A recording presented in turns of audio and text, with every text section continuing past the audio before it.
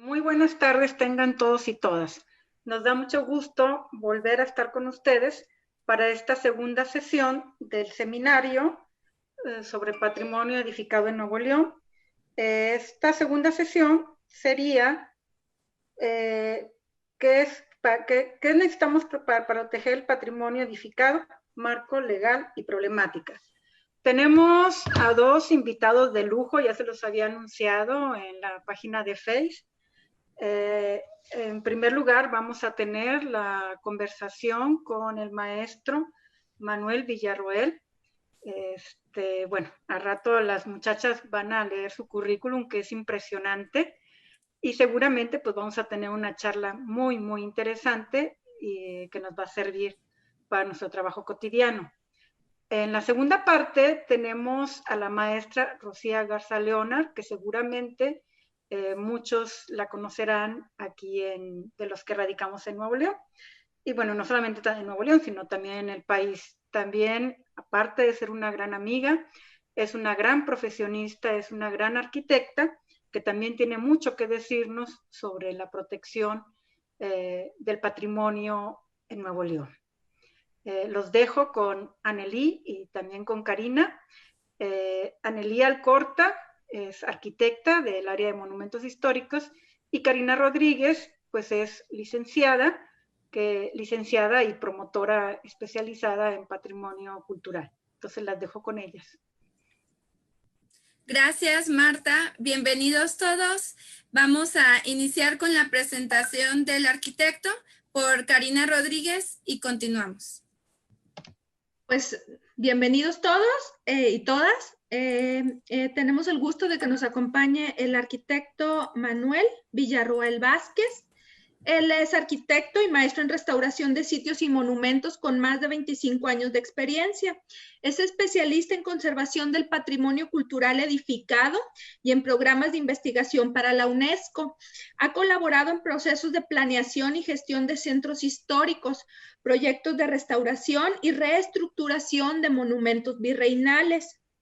Entre ellos el Acueducto de Querétaro, las misiones franciscanas de la Sierra Gorda, las capillas familiares de Tolimán y el Real Colegio de Santa Rosa del Viterbo, entre otros. También fue integrante de la primera misión de rescate y restauración de la tumba tebana de perdón, no alcanzo a leer bien.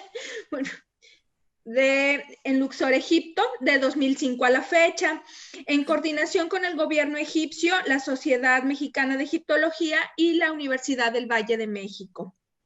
Conferencista y catedrático en varias escuelas de arquitectura, como el TEC de Monterrey, la maestría en restauración de la Universidad de Guanajuato y la Universidad del Valle de México. También ha desempeñado diferentes cargos en la administración gubernamental de Querétaro, desempeñándose como jefe del Departamento de Conservación y Planeación de la Dirección de Sitios y Monumentos de la Secretaría de Desarrollo Urbano y Obras Públicas, coordinador de la edición de libros Inventario del Patrimonio Cultural Vivo, Catálogo de las Capillas Familiares Otomi Chichimecas y coordinador de la edición y coautor de los libros Memoria Técnica, el rescate y la restauración del Real Colegio de Santa Rosa de Viterbo y De Tierra y Varas, una muestra de la arquitectura vernácula de la Sierra Gorda de Querétaro. Ha sido distinguido con el premio colectivo Manuel Gamio INA 2010 y una mención honorífica del premio Francisco de la Maza del mismo año. Desde 2017 funge como director de licencias e inspecciones en la Coordinación Nacional de Monumentos Históricos del INA. Y a partir del mes de junio del 2020, él es director del Centro INA Puebla. Así es que cedo la palabra al arquitecto Manuel Villarroel y muchas gracias por acompañarnos, arquitecto.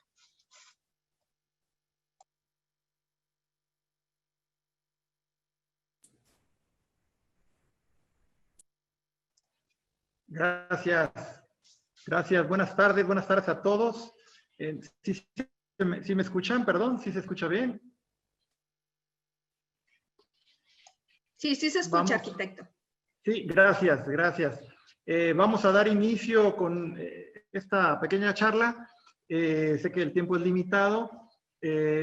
me invitaron a participar para comentar, dialogar con ustedes acerca de un tema pues que a veces puede ser un poco denso, el tema de la normatividad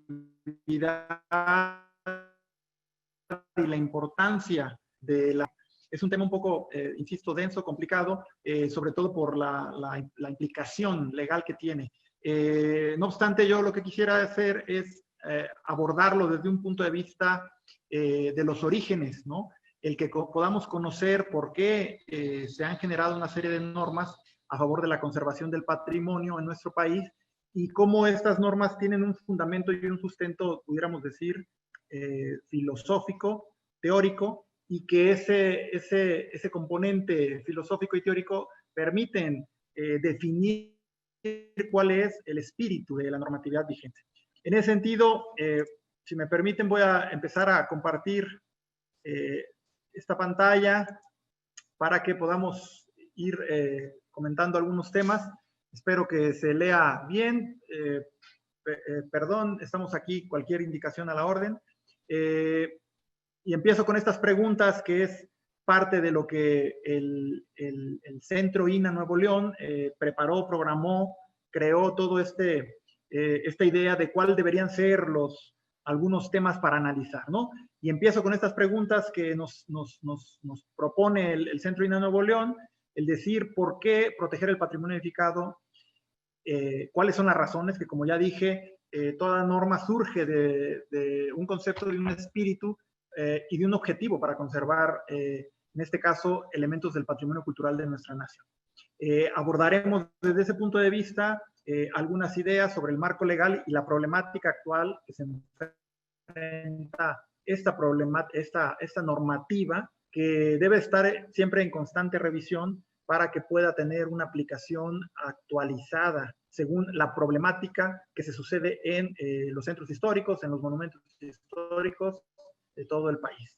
Les pongo aquí, nada más para iniciar, una imagen del siglo XIX, de un plano del siglo XIX de la Ciudad de México, la ciudad capital, en donde por ahí se alcanzan a ver las apenas manzanas, que no eran muchas, que podemos ver por ahí aquí a la derecha, el Zócalo y la Catedral Metropolitana, la Alameda casi al centro de la pantalla, y por ahí alcanzarán a notar un par de líneas rojas que se me hacen que tienen un simbolismo muy especial, porque era la futura ampliación de esta que está por acá, la calzada de la Reforma, que en un momento dado se pensó proyectarla con un ancho similar hacia el centro, al corazón del centro histórico, y obviamente con las implicaciones de la demolición de manzanas completas con un alto contenido de patrimonio cultural edificado, lo cual obviamente es un tema que ha ido evolucionando y que ahora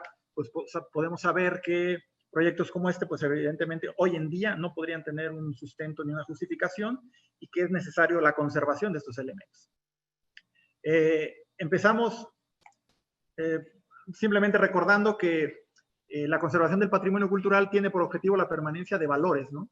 Lo que nosotros estamos buscando no es la conservación, por así decirlo, de la piedra o del material. Estamos hablando de los valores que esa piedra o ese material histórico pueden tener como sustancia relevante para la conservación de este legado cultural. Y en ese sentido, la conservación del patrimonio cultural busca, su objetivo es la permanencia de esos valores tangibles o intangibles que permiten su aprovechamiento y disfrute para las generaciones actuales de nuestro país. Quisiera hacer una revisión muy rápida, remontarnos algunas décadas hacia atrás y movernos quizás en algunos diferentes continentes, nada más para recordar cómo ha ido evolucionando esta concepción teórica de lo que es el patrimonio y cómo se debe de proteger el patrimonio.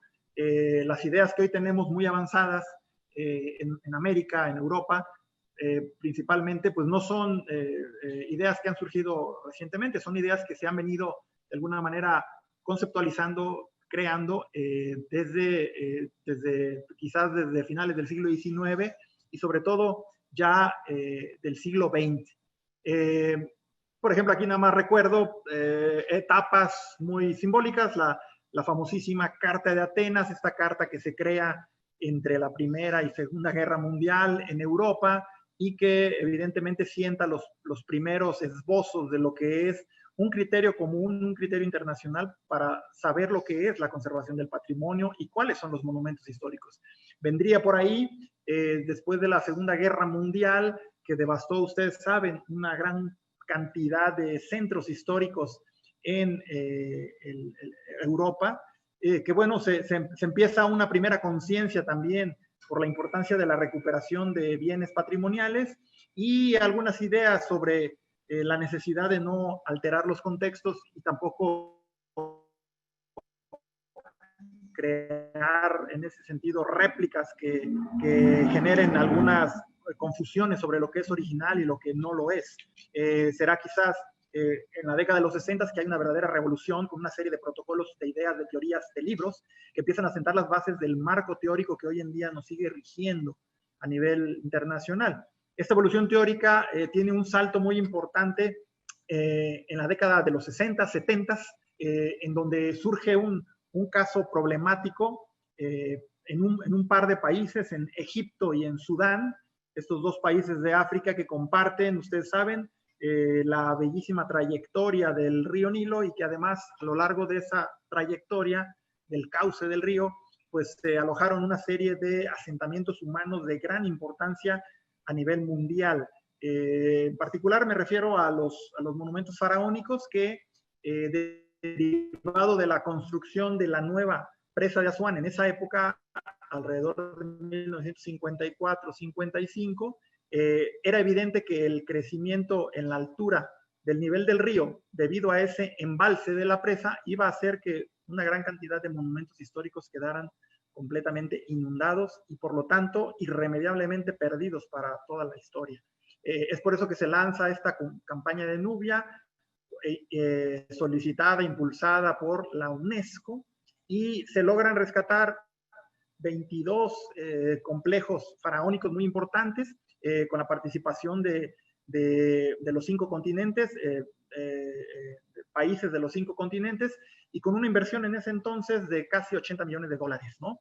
Muestro aquí algunas imágenes muy elocuentes de lo que le podría haber sucedido o lo que le iba a seguir sucediendo a estos bellos monumentos, como el templo de Philae, aquí parcialmente inundado en una isla, y que gracias a eso, aquí está otro monumento de la isla de Philae, y que gracias a eso, bueno, fueron reubicados casi 60 metros arriba para evitar que la presa y sus aguas contenidas pudieran perderlo. Esto es muy importante porque esta primera coalición internacional para la conservación de un patrimonio de un par de países, de un país o de una región en particular, empiezan a sentar las bases de lo que será la Convención del Patrimonio Mundial.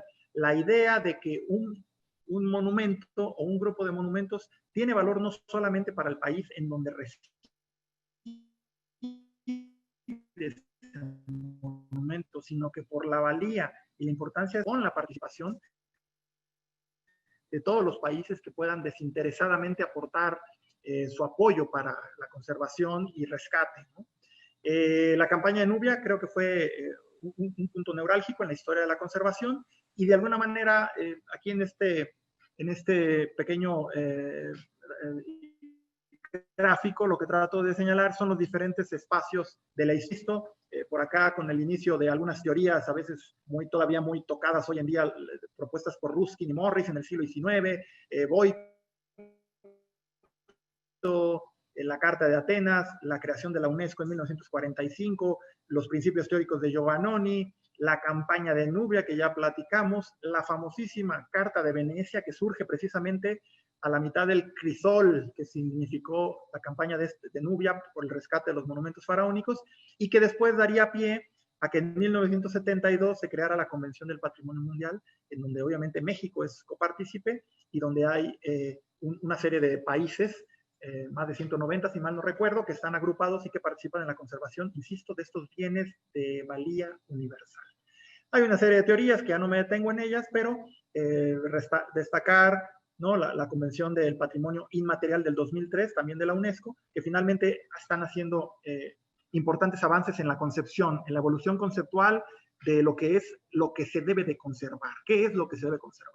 En ese sentido también el desarrollo evolutivo esta idea de patrimonio, bueno, ha ido variando. En un inicio, pues se hablaba de la idea de conservar solamente el monumento, luego se habló de ampliar en área el monumento y su conjunto, luego el concepto de las teorías fueron enriqueciéndose de tal manera que se habló de hablar ya de conservación de centros históricos, de sitios históricos o incluso de paisajes, es decir, la amplitud del área de protección se fue creciendo para entender que el monumento no trabaja de forma aislada, no se debe conservar de forma aislada, sino vinculado a un contexto natural y cultural. De la misma manera fue evolucionando la idea de que pues no solamente lo físico tiene un valor para la humanidad, sino también ese patrimonio intangible, el patrimonio vivo, que también convive de alguna manera con el patrimonio edificado, pero que tiene algunas características muy diferentes y que también tiene que tener un tratamiento muy especial para su conservación.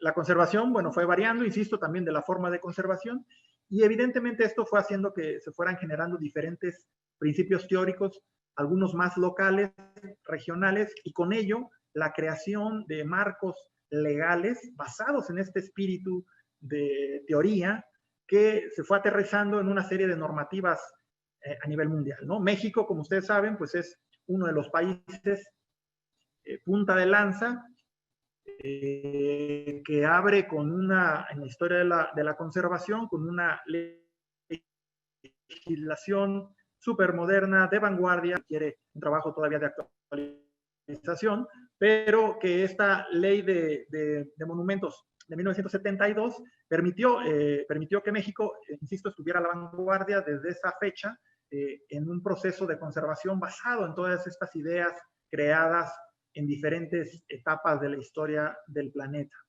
Gracias a esa idea sobre la ley federal de monumentos, bueno, surgen obviamente el marco normativo para el actuar de dos instituciones muy relevantes para nuestro país y que tienen que ver evidentemente con la conservación del patrimonio.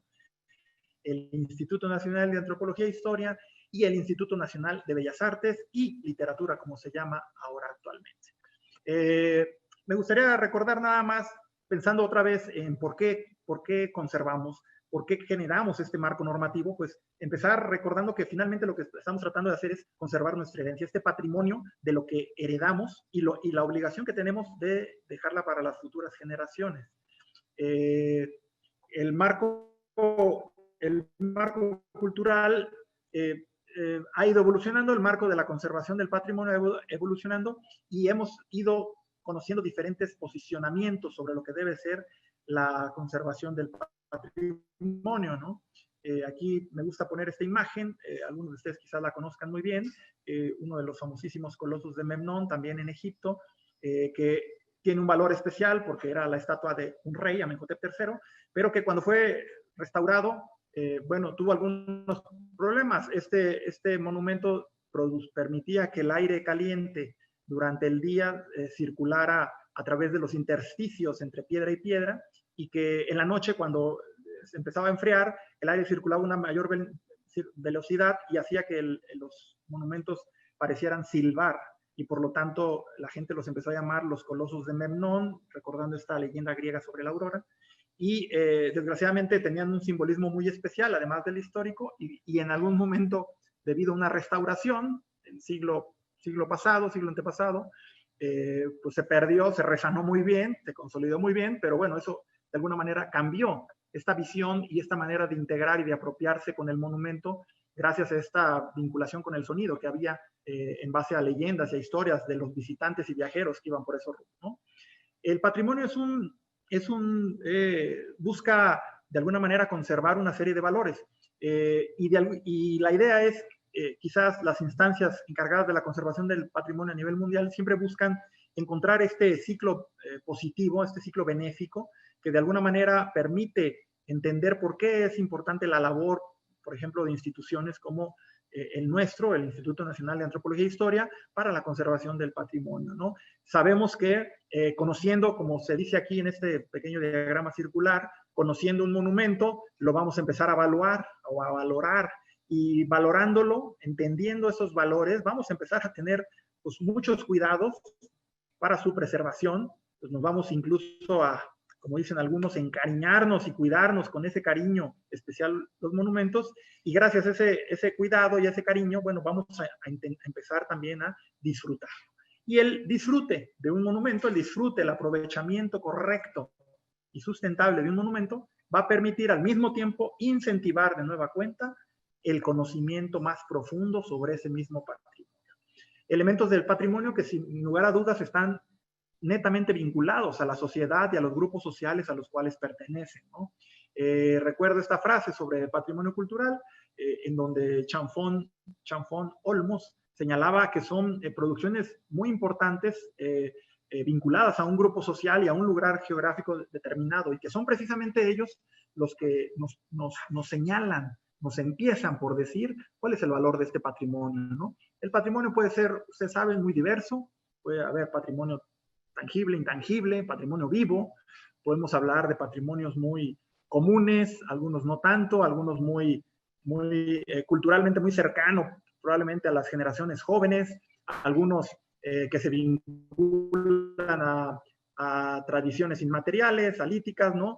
Elementos de arquitectura o incluso elementos de arqueología que, como en esta foto, ¿no? Que creo que casi todos los visitantes, ninguno logra evitar tomarse una foto similar a esta, ¿no? Que finalmente no es el motivo más importante sacarse la foto, pero sí empezar a entender la vinculación que en un caso la imponencia de un monumento, la importancia y belleza de un monumento nos puede hacer acercarnos pues para tener un contacto más personalizado y quizás íntimo con estos monumentos. Los monumentos son, ustedes lo saben, desde un punto de vista teórico, elementos que desde criterios históricos, estéticos y etnológicos tienen mucho interés para su conservación. Por esa razón sabemos que hay, ya decíamos, obras arquitectónicas, escultóricas, pictóricas, literarias, lingüísticas, que pueden considerarse por sí solos monumentos y testimonios históricos. El patrimonio cultural edificado es una frase, un concepto muy utilizado, que hablamos sobre precisamente de estos elementos arquitectónicos y urbanos que permiten señalar las características de valor de una etapa histórica de un asentamiento humano, de una corriente estilística, de algún artista relevante, y que de alguna manera procuramos su conservación. Este patrimonio arquitectónico edificado, este patrimonio cultural edificado, está vinculado obviamente a la ciudad, y no solamente como objetos aislados. Es decir, para nosotros los conservadores es importante un monumento aislado como este que vemos aquí, que ustedes reconocerán claramente, y la relación que esos monumentos pueden tener con los colindantes y este concierto de monumentos que está dentro de un territorio urbano o rural en donde participan el diseño de la calle, de las calles, la ciudad, la traza, la toponimia, los valores y las características de los espacios vacíos, de los espacios públicos, el paisaje cultural y natural, y obviamente, en términos generales, el continente y el contenido dentro de estos territorios significativos. La arquitectura monumental es un componente de este patrimonio cultural edificado, no es lo único, insisto, se debe de trabajar desde un punto de vista más amplio, y finalmente sí tiene una relevancia muy importante en la arquitectura patrimonial, porque lo que se busca es que no solamente se rescate simplemente por el hecho de rescatarse y porque es histórica y porque es importante, sino a diferencia de elementos como las esculturas o una pintura, un óleo, la arquitectura patrimonial, el patrimonio cultural edificado, manifestado en un edificio, debe de ser conservado, pero también pensando en el valor de uso. Ese es un tema muy importante que siempre surge a discusión porque se busca que los monumentos puedan rescatarse, pero con un uso adecuado que permita que el monumento pueda perdurar vivo, útil a la sociedad, integrado a un marco socioeconómico derivado de estas características. Insisto, bueno, hay otras categorías mucho más amplias, donde los monumentos se vinculan en un sitio patrimonial, o de incluso estos monumentos ligados a una serie de calles, de trazas, de orden geométrico dentro de una ciudad, se convierten en un espacio denominado centro histórico. Como decíamos al principio, sumamente necesario que la conservación de un bien patrimonial se haga vinculado al contexto, al clima, a la topografía, al marco natural y cultural en donde se ubica, ¿no?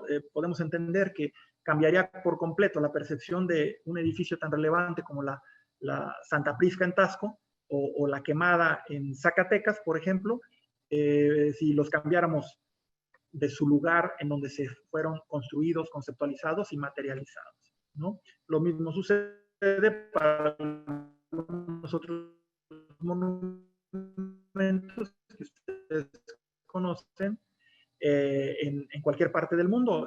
Ronchamps, por ejemplo, en donde evidentemente la magnífica pues no debe pues quizás, o debe más bien debe gran parte de su valor al entorno natural donde se ubica, ¿no?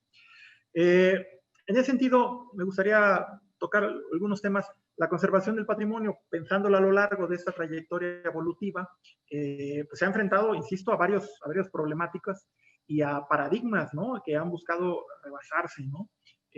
Uno de ellos, ya lo señalamos, un paradigma muy importante fue la necesidad que tuvo la humanidad de crear esta idea de que el patrimonio de talla universal es responsabilidad también de todo el planeta y de todos los habitantes del planeta para su conservación. Este es otro de los paradigmas importantes, ¿no? La importancia de la conservación de un monumento y de un sitio histórico como lo es Venecia, pero pensado también en aras del mantenimiento y la preservación de los valores y tradiciones de los habitantes de la región, ¿no? Venecia, ustedes saben, se hunde, se inunda de cuando en cuando. Hay un proyecto muy importante para tratar de contrarrestar este fenómeno natural que se sucede en el Adriático, que le llaman el agua alta, y que incluso todavía este año, si mal no recuerdo, tuvo un aumento del nivel de los canales que pues, terminó por inundar gran parte de la ciudad.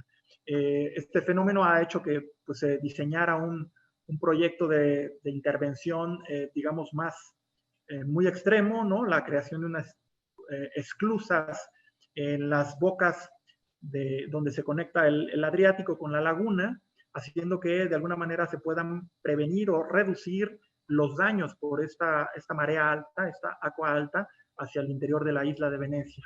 Es un tema que, bueno, es importante porque por un lado está conservando la isla o buscando la conservación de la isla, pero por otro lado está alterando también el ecosistema en las riberas de toda la laguna, un tema que hoy en día es más importante hacer copartícipe de los temas de la conservación del patrimonio. Y además de eso, pues ahora, además, Venecia pues, sigue teniendo el problema de inundación, pero de otro tipo, ¿no?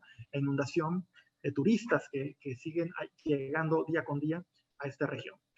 El Egipto, ya hablábamos aquí, hay algunos casos de la creación de la calzada de Esfinges, donde se han demolido alguna serie de espacios históricos para rescatar elementos arqueológicos muy criticados.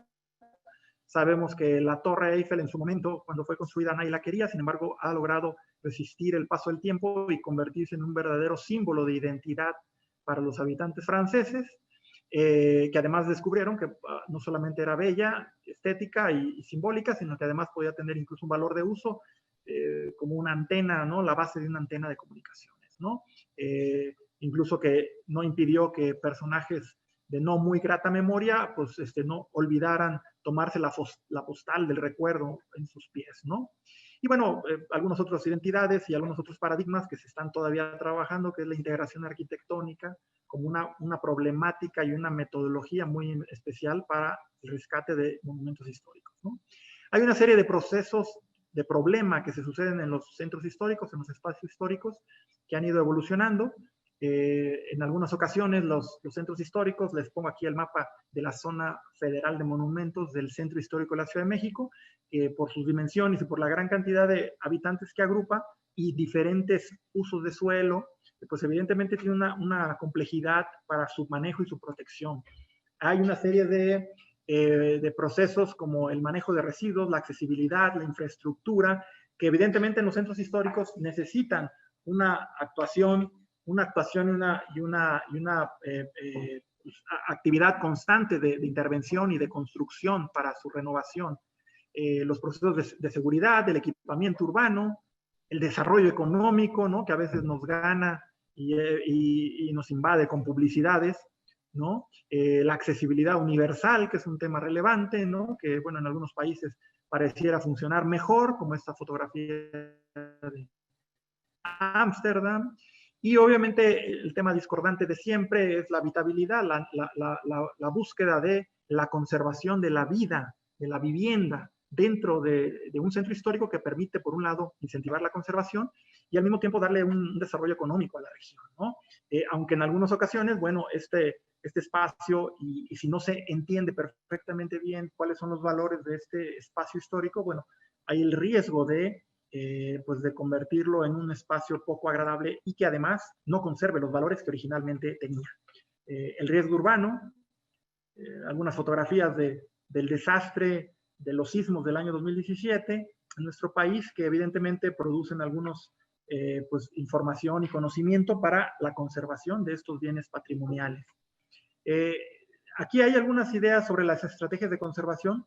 En este sentido, podemos señalar que, bueno, hay una participación muy activa de los gobiernos locales que buscan, por un lado, la creación y la conservación de políticas públicas para la conservación de este patrimonio importante, ¿no? Muchos gobiernos locales, a través de diferentes instancias, realizan procesos de planeación, de investigación y de normatividad, muy importante, como el tema que estamos tocando el día de hoy. Hay instancias locales y federales que realizan proyectos de restauración también, una fase o un grupo de acciones muy importantes para la conservación y el desarrollo urbano, y un eslabón que también es sumamente... Arquitecto, no hemos escuchado esta última parte, se cortó. Ok, una pausa en lo que se reconecta. Parece que está este detalle. Los invitamos también a que vayan escribiendo sus preguntas, las pueden enviar al chat y de ahí, pues al final de la presentación de la segunda parte, las leeremos para los ponentes. Así es que las pueden ir escribiendo y creo que ya tenemos al arquitecto Manuel otra vez. Perdón, decía que la ley federal, con lo que respecta a la conservación de monumentos, distingue entre monumentos arqueológicos, históricos y artísticos. En particular, el INAH se encarga, como ustedes saben, de la conservación y normatividad para los monumentos, los primeros dos, los arqueológicos y los históricos, y en particular sobre los monumentos, porque... ¿Tenemos algún problema con el audio del arquitecto? Vamos a ver si en un momento más se vuelve a conectar para ya no tener. ¿Nos escucha, arquitecto? Aquí. ¿Se oye? Sí, perfecto. Sí. Gracias. ¿Seguimos? Adelante, por favor, arquitecto, ya estamos. Gracias.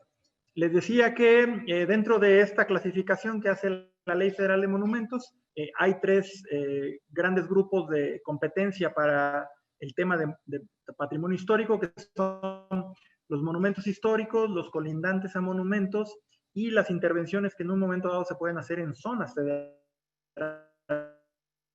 de monumentos.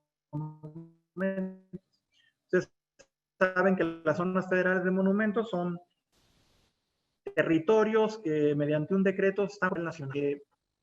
Me gustaría irme por aquí, si se sigue escuchando, que una zona federal de monumentos históricos a veces pareciera tener diferentes valores y a veces hay quizás una confusión entre la población. Por lo general, las zonas de monumentos tienen un perímetro A, como en este caso señalado en rojo, a veces tienen un perímetro B, como este que se señala en azul, a veces tienen varios perímetros B en algunas de estas zonas federales, pero pareciera que entenderse que solamente dentro del perímetro A el INAH tiene competencia. En realidad el INAH tiene competencia desde el perímetro B, dentro de este territorio, debe tener una protección casi similar. Hay una serie de procesos de autorización que se deben de hacer. Solamente los menciono muy rápido. Cuando se trata de obras en estos tres casos, ¿no? La solicitud para obras, la solicitud sobre la calidad monumental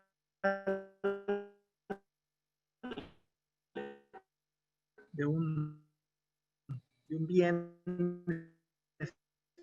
específico de un monumento, y en algunos casos, debido a que un monumento histórico se encuentra en muy buen estado de conservación por su propietario y por lo tanto puede solicitar este beneficio predial. No me voy a detener en estos temas que quizás sean más comunes, ¿no? Saber que hay una serie de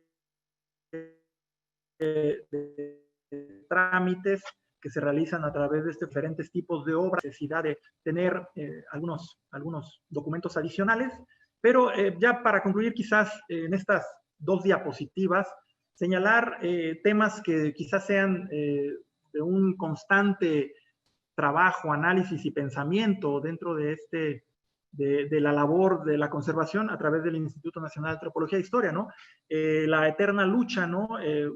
Algunas son batallas que tenemos que lidiar todos los días, ¿no? La conservación contra el desarrollo, que es un tema que siempre no, debemos de estar atentos de permitir el desarrollo de un centro histórico, pero sin olvidar nuestra labor fundamental, que es la conservación de valores, de valores patrimoniales, la especulación comercial y la creciente demanda de la vivienda, que en muchos casos genera una presión urbana muy importante para el desarrollo de grandes pues, edificios, conjuntos, rascacielos incluso, que evidentemente pues, pueden tener una importancia económica muy relevante, pero que sin lugar a dudas podrán tener una repercusión negativa en la conservación de algún territorio histórico. La conservación del desarrollo económico vinculado al turismo, que ya lo vimos como en el caso de Venecia, como en el caso de muchas ciudades en el planeta, que la ola de visitantes de diferentes latitudes genera un deterioro más rápido de esos patrimonios, genera algunos otros serie de problemas como contaminación y sobre todo está haciendo que se expulse a los habitantes de ese centro histórico fuera de los límites y por lo tanto perdiéndose habitantes originarios. La integración arquitectónica, que en algunos casos ya lo vimos como en el famosísimo monumento denominado Museo del Louvre, donde la pirámide de Yoming-Pei, este arquitecto americano que hace 30 años construyó una pirámide que hoy en día también se ha vuelto un icono de este país francés, de este país europeo. Finalmente, quizás ya prácticamente para concluir, algunos otros paradigmas que siguen vigentes y que algunos que se avecinan, ¿no? Que es parte de la labor que tenemos que estar tratando de realizar los conservadores, vinculando insisto, la visión del desarrollo, pero por otro lado la visión de la aplicación de la normatividad en aras de la conservación del patrimonio. En algunos casos, la arquitectura de firma dentro de los contextos históricos, que en algunas ciudades esta arquitectura de firma, la pongo entre comillas, porque busca hacer que descolle más el nombre del arquitecto que precisamente la humildad de esa nueva construcción para saber dialogar e integrarse con los monumentos o el patrimonio que se encuentra a su alrededor. Es un tema delicado. La conceptualización de la ciudad deseada, a veces hablamos de procesos de metropolización de ciudades, pero nos olvidamos de si esos procesos urbanos que suceden naturalmente son los ideales y son hacia donde queremos llevar la conservación de un sitio. Entender además que la conservación no es un freno para el desarrollo, por el contrario, la conservación y la correcta conservación puede permitir el desarrollo socioeconómico de un asentamiento. Es importante que como paradigma se evalúe el conocimiento, la participación y la interactuación social para la conservación, los organismos no gubernamentales y la forma en que los medios de comunicación también y las redes sociales están interactuando entre las instituciones y con los habitantes para denunciar, atender, preocuparse e interesarse en el conocimiento y la conservación de los monumentos. La labor coordinada entre instancias gubernamentales, que es un tema muy relevante porque si bien la Ley Federal de Monumentos Históricos es de aplicación en todo el territorio nacional, es cierto que en algunos estados de la República puede haber o faltar alguna normatividad local que de alguna forma no esté pues vinculada y de alguna manera compaginada, concurrente, como dicen los abogados, con la ley federal, lo cual sería sumamente importante, ¿no? Y por último, quizás, y pensando en esta última idea, es la importancia y la necesidad de que las normatividades en nuestro país tengan una constante revisión, y entre ellas la vinculación, como decía en la idea anterior, de los programas de desarrollo urbano que se busca que puedan tener un diálogo constante con la Ley Federal de Monumentos. Sucede en muchas partes de nuestro país en donde, por un lado, la Ley Federal exige la conservación de un perfil urbano, de una altura, de una cierta cantidad de monumentos, de una serie de valores en cuanto a la traza, a los parques, a los jardines y espacios públicos. Sin embargo, los programas de desarrollo municipal, de desarrollo urbano municipal, en un momento dado pueden permitir, si no hay un consenso adecuado y un diálogo adecuado, una densidad y una altura en edificaciones que van a ser por romper por completo ese paisaje urbano histórico. Es decir, que es necesario que, si bien existe una normatividad federal, que también haya una vinculación de esa normatividad federal con las normas locales para poder generar un proceso de trabajo más eficiente y más correcto para la conservación de este importante legado de nuestro país. Creo que yo con esto terminaría. Traté de hacerlo muy rápido, en algunos puntos no me detuve, pero bueno, entiendo que hay que ahorrar tiempo y sobre todo megabytes para que no se atore esta presentación. Muchas gracias, estoy a sus órdenes. Muchas gracias, Manuel Villarroel. Estamos viendo que ya hay varias preguntas, las cuales van a ser contestadas al final de la sesión. Entonces, ahora continuamos con Rocío. Karina, ¿nos haces el favor de presentarla? Sí, buenas tardes. Rocío Garza Leonard es consultora independiente, experta en conservación urbana, restauraciones, monumentos y museología.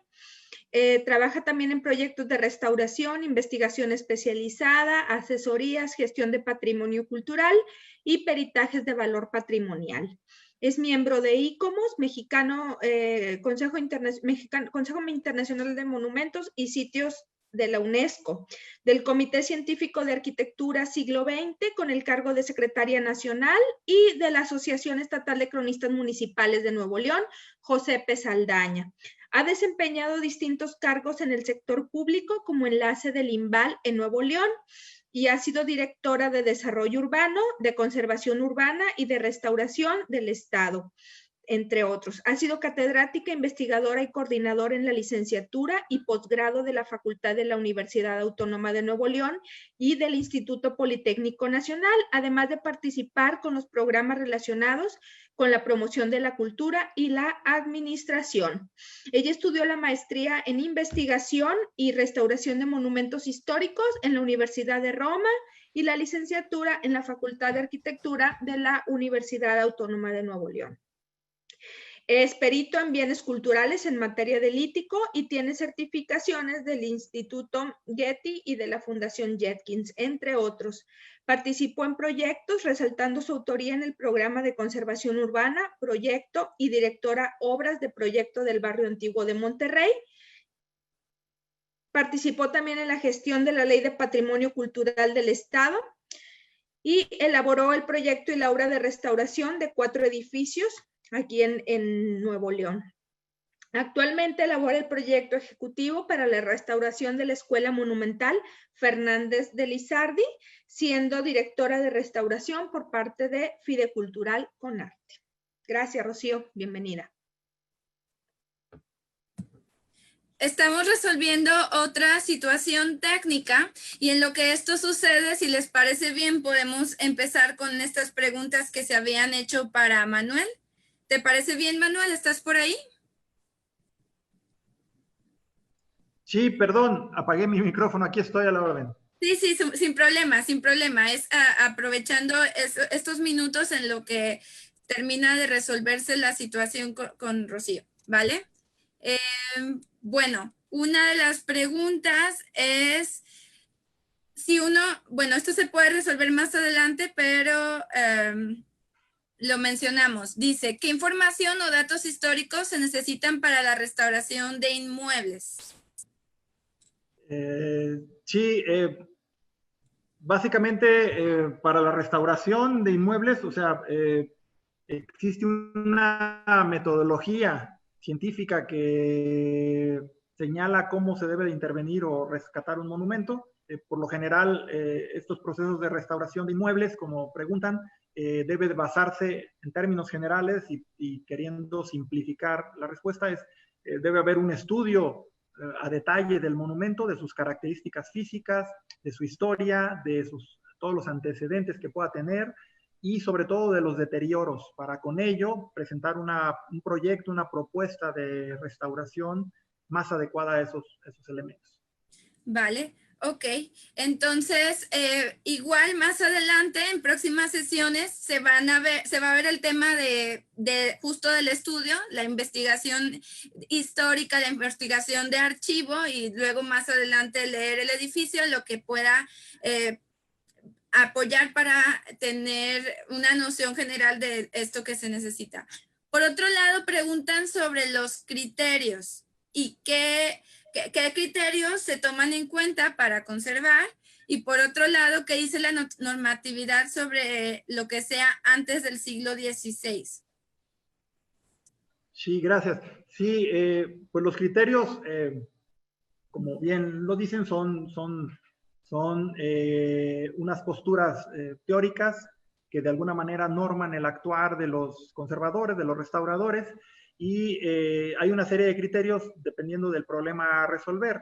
En términos de conservación del patrimonio cultural edificado, hay alguna serie de criterios muy generales que a veces son todavía muy útiles y aplicables en diferentes casos, ¿no? Incluso a nivel internacional, ¿no? Por ejemplo, criterios aquellos como la protección de la sustancia histórica, que es decir, la conservación de todos los elementos antiguos, criterios que tienen que ver con el tratamiento de las superficies de tal manera que puedan conservar en un momento dado la pátina, este proceso de oxidación natural de los materiales que de alguna manera por haber resistido el embate de décadas o de siglos, pues de también esa pequeña oxidación, esa película finamente depositada sobre las superficies, también tiene un valor histórico incalculable, ¿no? El respeto a la segunda historia, es decir, que se busca siempre que un monumento conserve no solamente la etapa original del edificio, sino también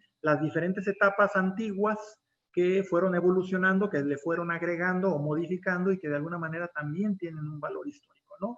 En fin, hay una serie de criterios, quizás alguno que a muchos restauradores no les gusta, pero finalmente es muy reconocido, que es el tema de la reversibilidad, es decir, generar procesos de intervención que en un momento dado puedan ser susceptibles de eliminarse o de retirarse sus efectos para que el monumento pueda seguir subsistiendo con un uso diferente, ¿no? Por mencionar algunos, ¿no?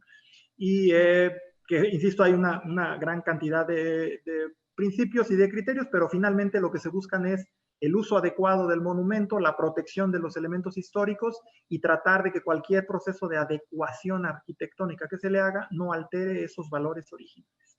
Ahora, con respecto a la segunda pregunta, Anneli, todos los monumentos, o más bien el patrimonio que se encuentra clasificado como perteneciente a un siglo anterior o años anteriores al siglo XVI, de acuerdo a la normatividad federal, se le considera patrimonio arqueológico, monumentos arqueológicos, y quedan, por lo tanto, también bajo la tutela del Instituto Nacional de Antropología e Historia, pero con un tratamiento muy diferente, evidentemente, al tratarse de vestigios de civilizaciones que quizás ya no existen el día de hoy, pues ya no puede tener un tratamiento tan cercano al que en un momento dado pudiera ser el que un edificio histórico puede tener, porque el edificio histórico sí se le capacita en un momento para que pueda recibir un uso de alguna función humana y un espacio arqueológico ya no.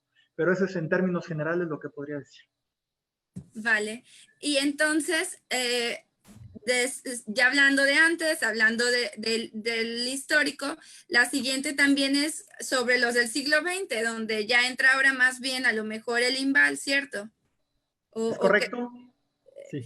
Dice en específico quién se encarga de la conservación, pero bueno, allí es donde empieza a estar como la duda, ¿no? Con respecto al encargado tal cual de conservar algo. ¿Del siglo XX es la pregunta? Sí, pues del siglo XX, en términos generales, la ley considera a los bienes patrimoniales del siglo XX como monumentos artísticos, ¿no? Es decir, edificios o conjuntos que en un momento dado pueden tener obras artísticas o escultóricas, que en un momento dado pueden tener también un valor, obviamente, de características plásticas, pero que no puede considerarse histórico, insisto, por haber sido creado a partir del siglo XX. En este caso, el responsable en primera instancia es el Instituto Nacional de Bellas Artes y Literatura. Vale. Bueno, ya se está terminando de resolver esto, pero mientras terminamos, aquí viene otra pregunta. Esta es sobre estos mismos criterios de conservación. ¿Cuál es el porcentaje de construcción que debiera existir de un inmueble o elemento de un sitio para que se pueda considerar su conservación? Y si es inferior a este porcentaje, ¿qué se hace con lo que sigue en pie?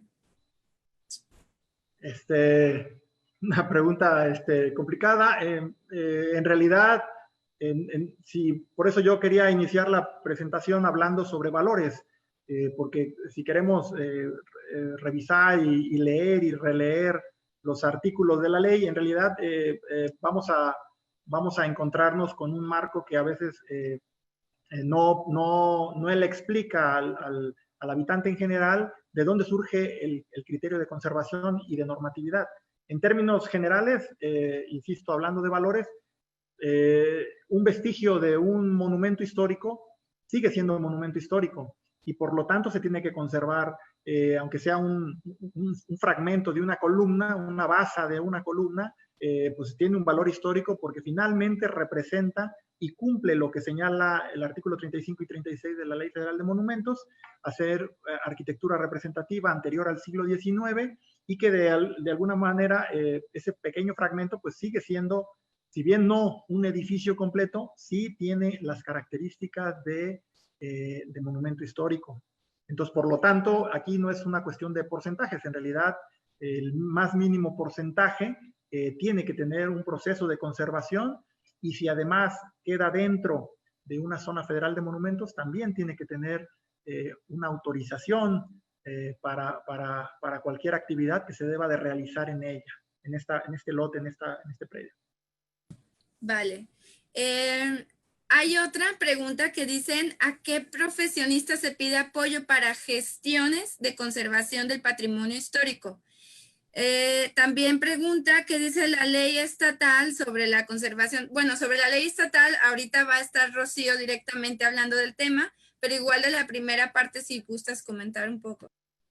Sí, ¿me la repites? Perdón, no la escuché bien. Sí, ¿a qué profesionista se le pide apoyo para gestionar la conservación de patrimonio histórico? Pues evidentemente yo siempre recomendamos que los propietarios de un bien histórico puedan recurrir a un especialista, a un profesional en la materia. Por lo general, no siempre, pero por lo general son los arquitectos o los ingenieros que tienen esta afinidad con la conservación y bueno, evidentemente incluso hay muchos de ellos, muchos arquitectos, muchos ingenieros que tienen alguna maestría, alguna especialización que les permite gestionar de mejor manera los proyectos, las autorizaciones, las obras para la conservación. Cuando se trata de un bien mueble histórico, que también se considera monumento histórico, es decir, un óleo, una escultura, un retablo, por ejemplo, ahí pues evidentemente el profesional responsable de estas gestiones que preguntan, pues debería ser un restaurador de bienes muebles, un licenciado en restauración de bienes muebles que tiene todo el conocimiento y la capacidad para atender la normativa y las técnicas necesarias para su restauración.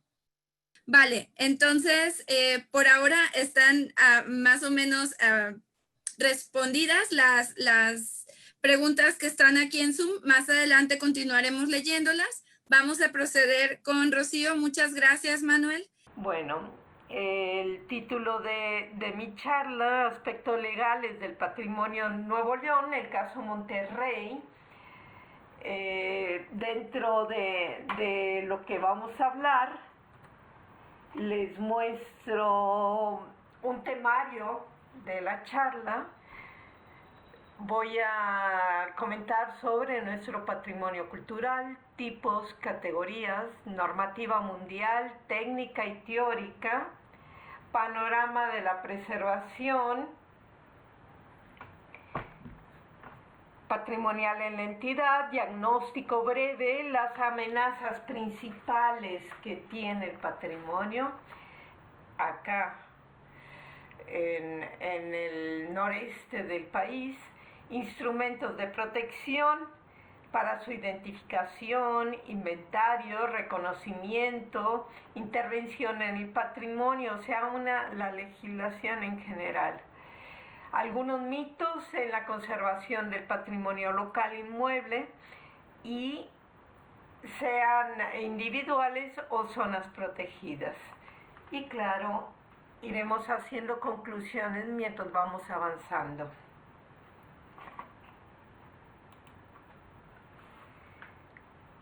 Recientemente tuve la oportunidad de realizar un pequeño diagnóstico o un diagnóstico sintético del Estado para presentarse precisamente el día de mañana en la Asamblea General del Consejo Internacional de Monumentos y Sitios el mexicano.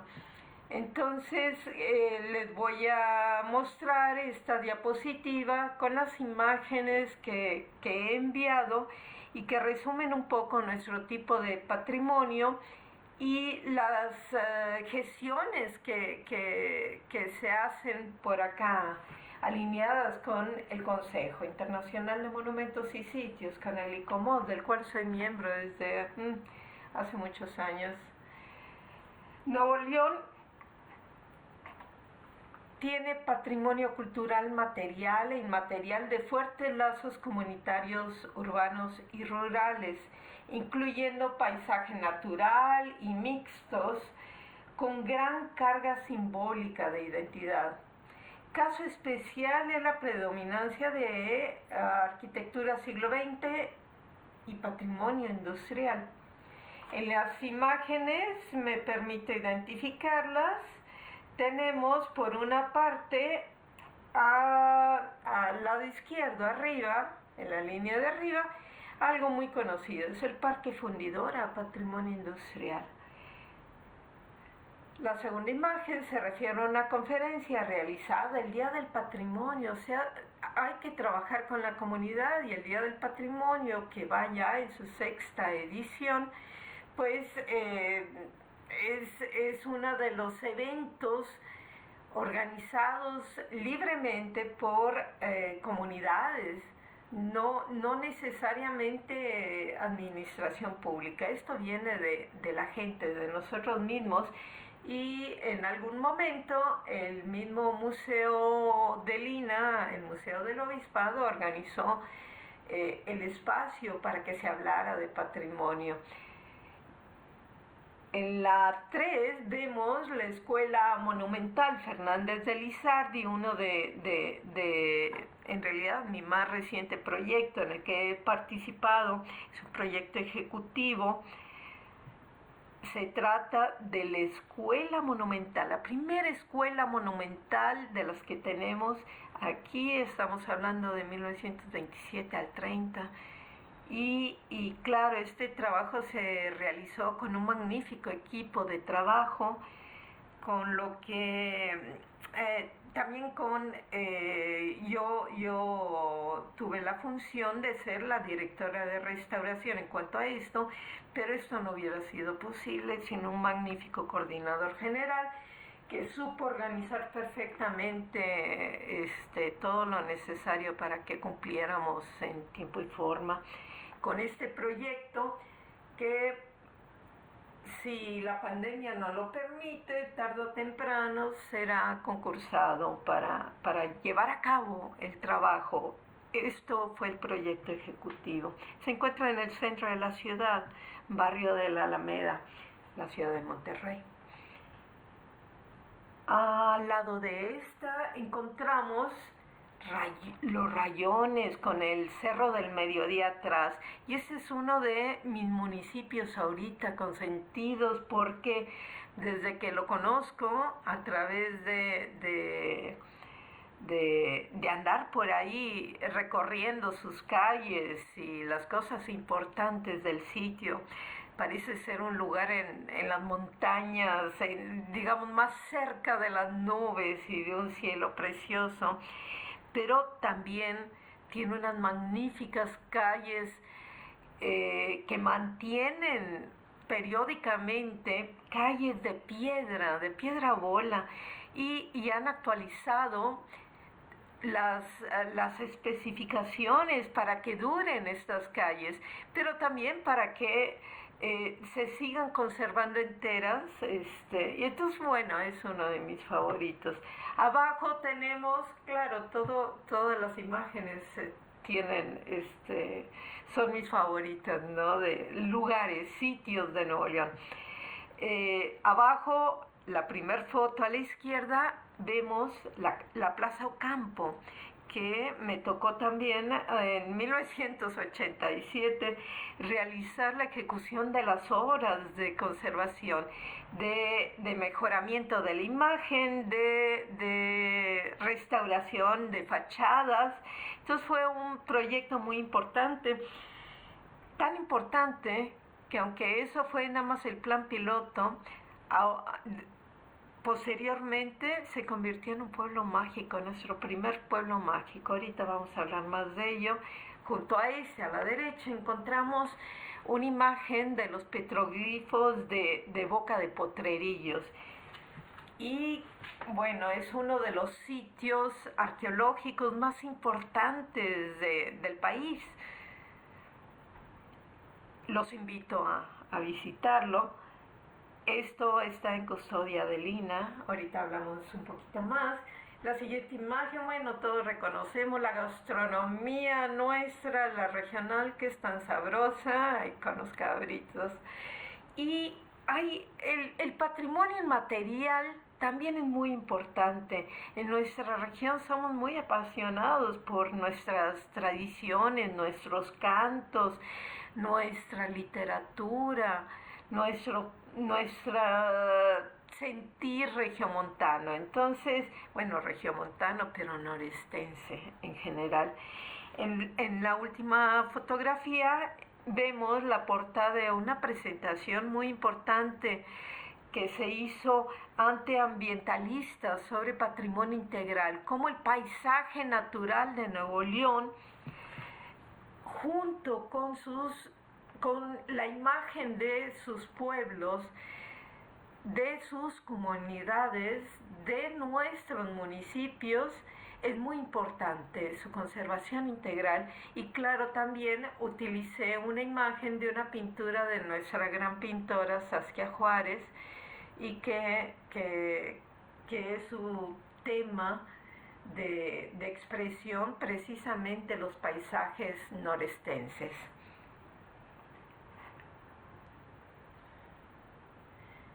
Continuamos con la siguiente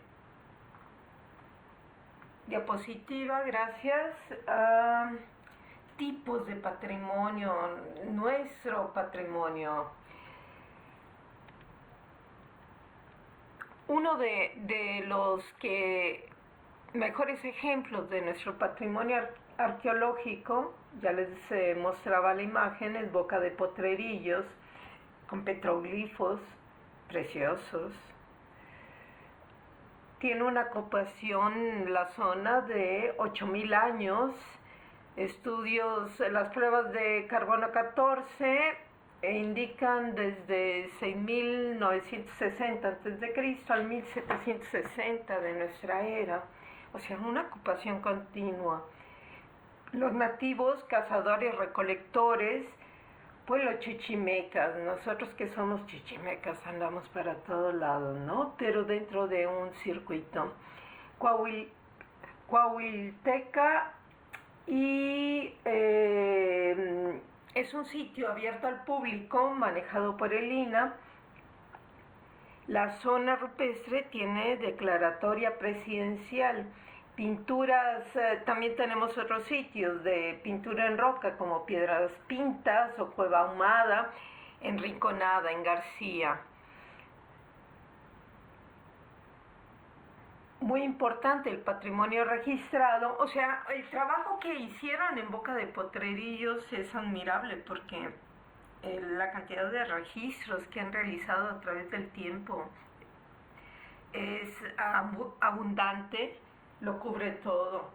Pero también en la ciudad tenemos, muy importante, las dos zonas protegidas, la de Barrio Antiguo, de Catedral.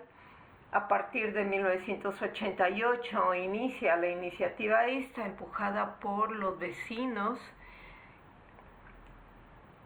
Tiene decreto y reglamento de protección estatal de 1993.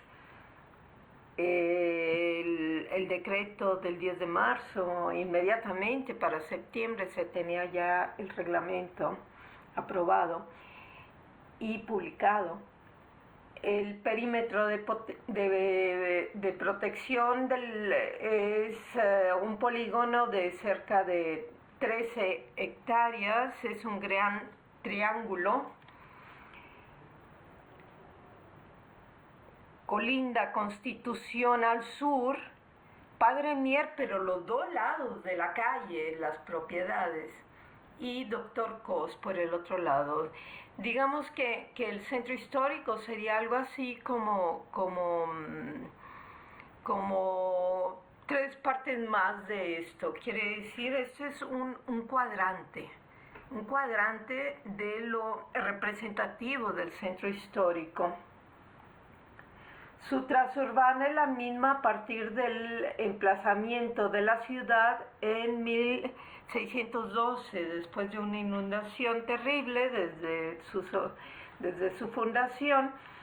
Se ubican en 1612 y las calles, los trazos de esas calles, hasta el ancho de las banquetas se había mantenido, y por eso fue decretado como importante, con la concentración de arquitectura predominantemente habitacional y del siglo XVIII, XIX y XX. La otra zona protegida es la de Santa Lucía. La publicación oficial del Estado fue el del 2008. Arquitectura siglos XIX y XX, lo que tenemos ahí, pero no tiene ni catálogo, no tiene estudios claros y no cuenta con reglamento, lo que la hace muy vulnerable a su defensa. Ya se está trabajando en ello, tengo entendido. Dentro del programa de Pueblos Mágicos, un programa de la Secretaría de Turismo, tenemos 3 localidades inscritas o declaradas Pueblo Mágico. Santiago, Nuevo León, en el 2006, que comentábamos al ver la fotografía, que es satisfactorio haber intervenido a materializar una idea de conservación con un plan piloto que después se continuó y bueno, ahora es un pueblo mágico. Linares, Nuevo León, que se declara así en el 2015, y Bustamante 2018, a finales de año. Seguimos con la siguiente, vamos a las 5. Diagnóstico. Miren, dentro del patrimonio cultural material, en este caso el inmueble, o sea, lo que no se puede mover del lugar y no se debe cambiar de lugar, el paradigma de la preservación es conservar la autenticidad e integridad del patrimonio cultural. Al mismo tiempo, lograr con la intervención la actualización de su reconocimiento y la revitalización del bien cultural, o sea, que funcione bien. Boca de Potrerillos no podríamos hacer eso mismo. La autenticidad y la integridad está en que no se altere. Lo único permitido en zonas arqueológicas sería lo necesario para hacer cómoda la visita, y como les decía, ojalá pudieran conocerlo, vayan allá a visitarlo. La experiencia humana ante el patrimonio es muy importante. Se van a quedar helados, es nuestro pasado, es nuestra memoria. En fin, el diagnóstico de la zona, las amenazas. Bueno, las amenazas, hay una que es muy, pero muy importante, y es la de que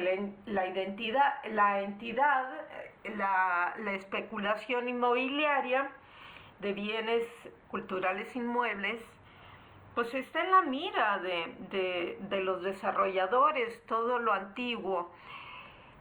Les decía que Barrio Antiguo tiene aproximadamente de área 13 hectáreas. Si lo comparan con la Ciudad de México, es una cantidad inmensa, porque necesitan desarrollar destruyendo precisamente en una zona que tiene predominancia de arquitectura histórica de 3 siglos completos, y desde el trazo de 1612. ¿Entienden? O sea, en 13 hectáreas que no puedan respetar. En fin, se favorece entonces a la especulación inmobiliaria, y eso está en nuestro talento de empresarios regiomontanos, ¿no? El mercantilismo no es malo, pero al darse en sitios patrimoniales lo destruye. En la actualidad, la pandemia de COVID ha mermado la economía de la nación. La reacción de todos nosotros, la reacción del mercado inmobiliario ha creado impacto en las estructuras administrativas de defensa del patrimonio cultural. Está todo ahorita concentrándose los esfuerzos ahí por alguna razón. En universidades e instituciones educativas se tocan temas de patrimonio cultural, claro, en materias o en cursos, pero se requieren programas académicos de posgrado para formación especializada, y eso no lo tenemos. Anímense los que están en edad de hacerlo o de retomar sus estudios de posgrado. Necesitamos no prevalezcan conceptos erróneos para conservar e intervenir. Hay que evitar que sigan dándose, por ejemplo, una de las cosas más graves, el fachadismo, o sea, destruir todo adentro y dejar nada más los muros exteriores como si fuera una cerca. Tampoco debe de evitarse la sustitución de materiales tradicionales, porque tanto el fachadismo como la sustitución de materiales tradicionales descontextualizan y demeritan el valor del inmueble, del bien cultural, demeritan la autenticidad e integridad de los bienes culturales. Son los valores más importantes, intrínsecos del patrimonio cultural. La siguiente, por favor.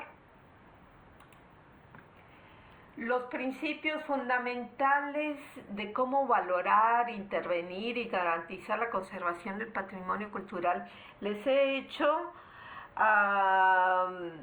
esta pequeña lista que resume un poco de dónde encontrar más información y cómo desentrañar el misterio de cada uno de nuestros bienes patrimoniales.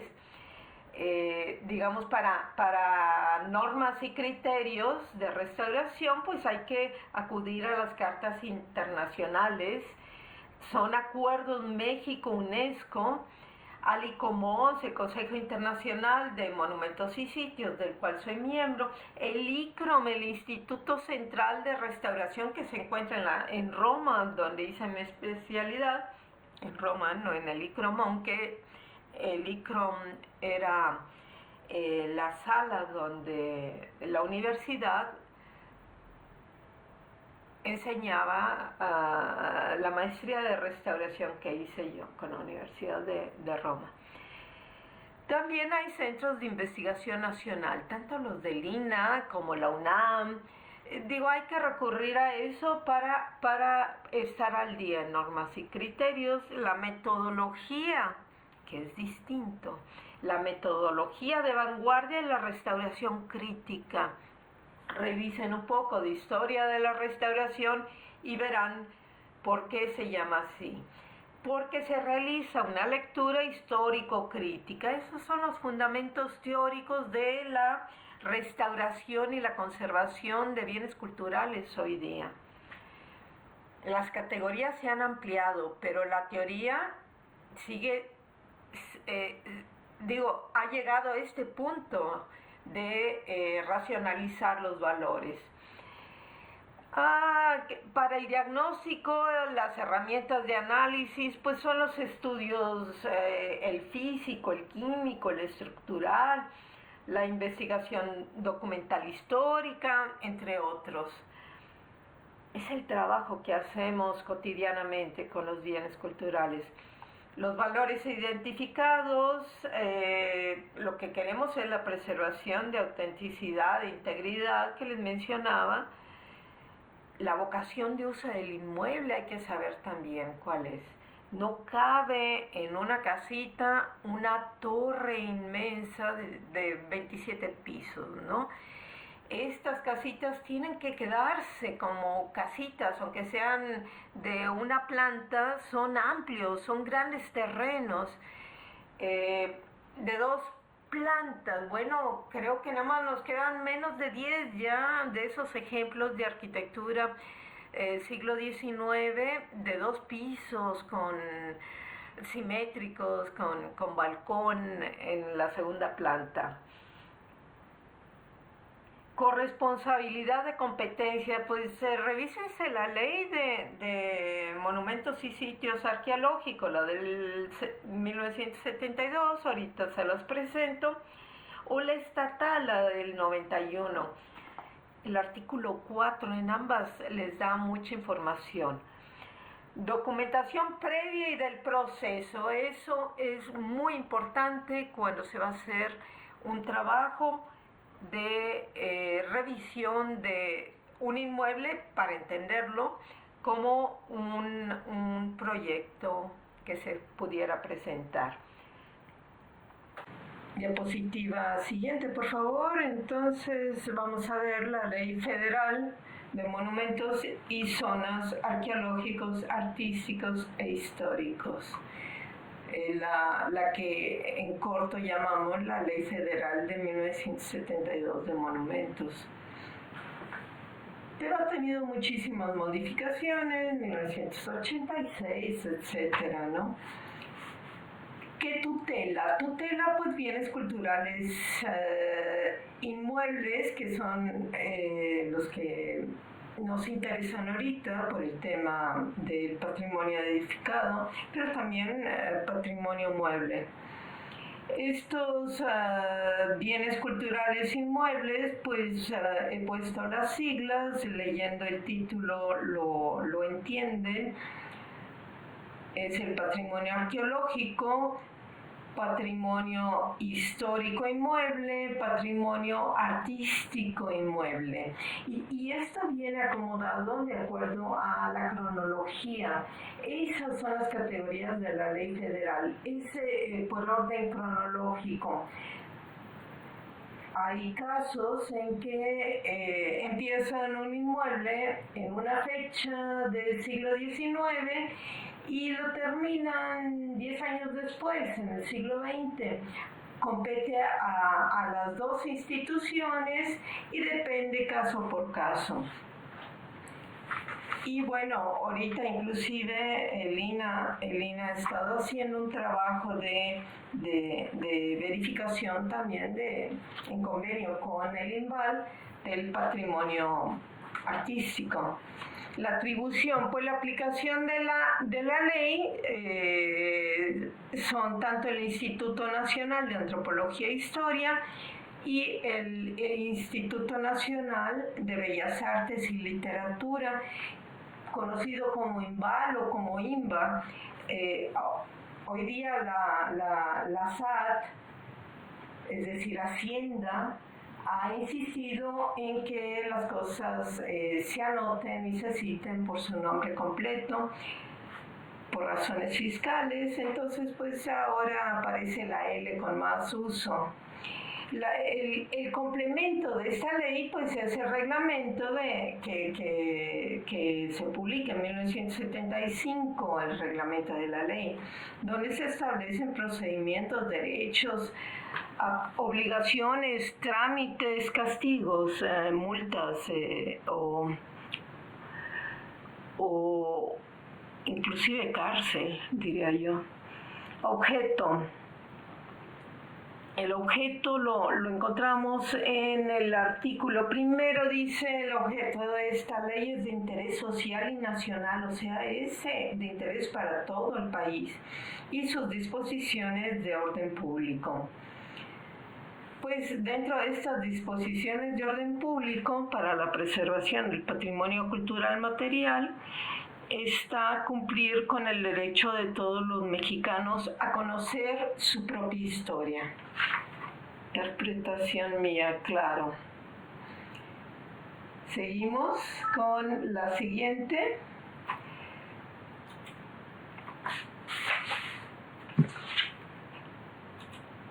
La Ley de Patrimonio Cultural del Estado de Nuevo León. Es la diapositiva 8, por favor. Esta Ley de Patrimonio Cultural del Estado de Nuevo León fue publicada en el Diario Oficial del Estado un 23 de diciembre de 1991.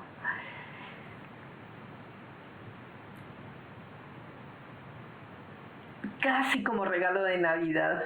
Fue un gran logro contar con este instrumento legal complementario a la ley federal, la del 72 que acabamos de ver, pero es un instrumento hecho a la medida para dar reconocimiento y protección a nuestro patrimonio. La relevancia la encontramos en lo que nosotros hemos producido, a diferencia de la federal, que contempla pues otras cuestiones, ¿no? El orden es cronológico, en cambio en el nuestro es por el tipo de patrimonio.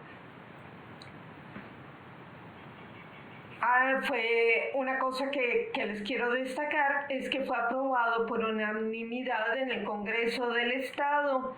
Muchos no tendrán conciencia de cómo era difícil se diera en el país un reconocimiento a nuestro tipo de patrimonio. Se consideraban monumentos solo los que se hubieran dado antes del siglo XX y que realmente le llamaban coloniales, o sea, los históricos, denominación que tenían el obispado, la catedral. Es claro que la relevancia del patrimonio edificado se la tendríamos que dar nosotros, en la entidad primeramente.